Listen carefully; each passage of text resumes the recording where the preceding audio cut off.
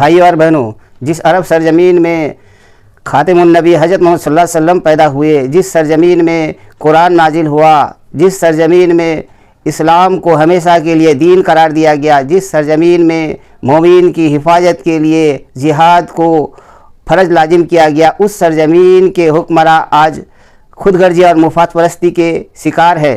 अपने ही हम जुबान हम मज़हब फ़लस्तीनी लोगों का आज जेनोसाइड नस्ल कुशी हो रहा है, उनका होलोकास्ट हो रहा है। सिहोनी इसराइली जालिम हुकूमत नेतन्याहू की हुकूमत के ज़रिए और उसके साथ अमेरिका उसका साथ दे रहा है।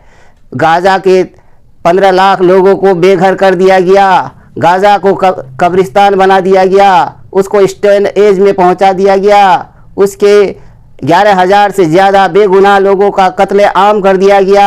इसमें से 5,000 के करीब बच्चे हैं और औरतों की तादाद 3,000 4,000 के करीब है। और जालिम शेहोनी इसराइली जो आदमी जख्मी थे, बीमार थे, वो हॉस्पिटल में जेरे इलाज थे, उन हॉस्पिटलों को गाज़ा के उड़ा दिए गए।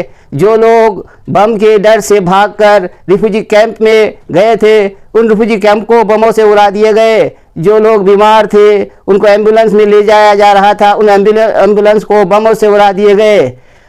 गाज़ा शहर बिल्कुल खाली कर दिया गया, गाज़ा को कब्रिस्तान बना दिया गया और उसके पड़ोसी अरब हुक्मरां तमाशा देखते रहे। अरब लीग और OIC मीटिंग किए, लेकिन वो करारदाद सिर्फ एक रेजोल्यूशन के अलावा और कुछ नहीं कि सीज़ फायर होना चाहिए। उनकी ये हिम्मत नहीं हुई अमेरिका से कुछ बोलने के लिए, उसका नुक्ताचीनी करने के लिए कि वो इसराइल को हथियार दे रहे हैं, इसराइल की मदद कर रहे हैं, बेगुनाह को मार रहे हैं। लेकिन डर और खौफ से वो कुछ नहीं बोल रहे हैं। वो इसराइल को दोस्त बना रहे हैं, अमेरिका को अपना दोस्त बनाकर अमेरिका के फौजी अड्डे अपने मुल्कों में रखे हैं ताकि अपनी हुकूमत सुरक्षित रहे। बल्कि वो उनको डर अमेरिका का है, इसराइल का है, अपने अवाम का नहीं, बल्कि अपने अवाम को दबा के रखते हैं और अपनी हुकूमत को सुरक्षित रखने के लिए, बाहिफाजत रखने के लिए अमेरिका और इसराइल के मुफाद में काम करते हैं, जो कि इस्लाम के बिल्कुल मुनाफिक नहीं है।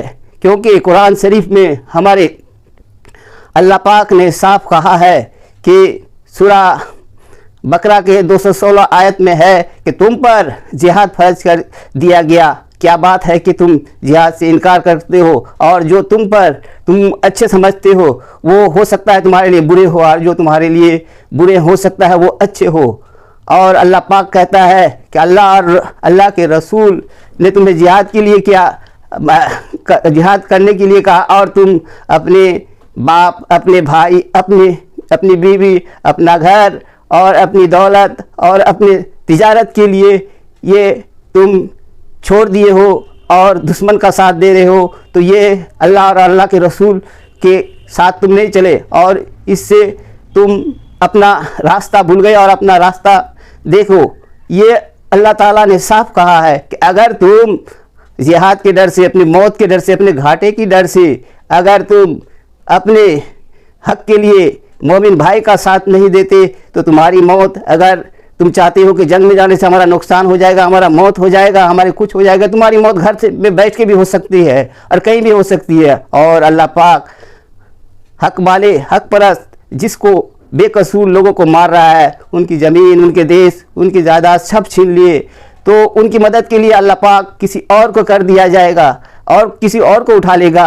हम लोग देख चुके हैं कि ये इंग्लैंड की हुकूमत का सूरज कभी डूबता था नहीं, जो 70-80 मुल्कों के करीब लोगों को गुलाम बना के रखा था। इसी तरह फ्रेंच हुकूमत भी लोगों को गुलाम बना कर रखा था, स्पेन, डच, पुर्तगाली, ये सब 100 से ज़्यादा मुल्कों को गुलाम बना कर रखा था।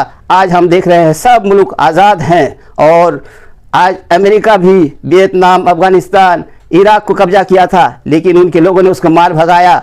लेकिन एक दिन इंशाअल्लाह फ़लस्तीन भी आज़ाद होगा और हम उम्मीद करते हैं कि दुनिया के जो दूसरे मुल्क है, दूसरों के जरिया, जैसे कि साउथ अफ्रीका, बोलिविया, चिली और अमेरिका के लोग भी और इंग्लैंड के लोग भी फ़लस्तीन के हक़ में आवाज़ उठा रहे हैं। और ख़ुद उनके अरब भाई जो अरब मुल्क हैं, ख़ास करके खलीजी मुल्क, उनके अवाम को आवाज़ उठाने नहीं दे रहे हैं, उनके हुक्मरान, क्योंकि उनको डर है कि फ़लस्तीन की तरह ये लोग भी अगर रास्ते पर उठ जाए तो कल उसकी हुकूमत जा सकती है। इसलिए इस आवाज़ को, आज़ादी की आवाज़ को, हक़ की आवाज़ को ये लोग दबा के रखे हैं। लेकिन हक़ तो हक़ है, हक़ के लिए लड़ना चाहिए, ना कि हक़ को दबा के रखना चाहिए।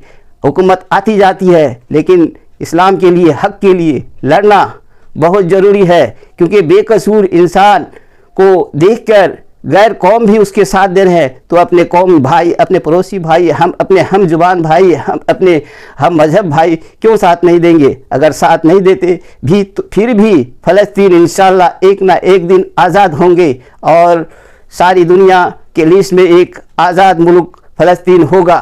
खुदा हाफिज़।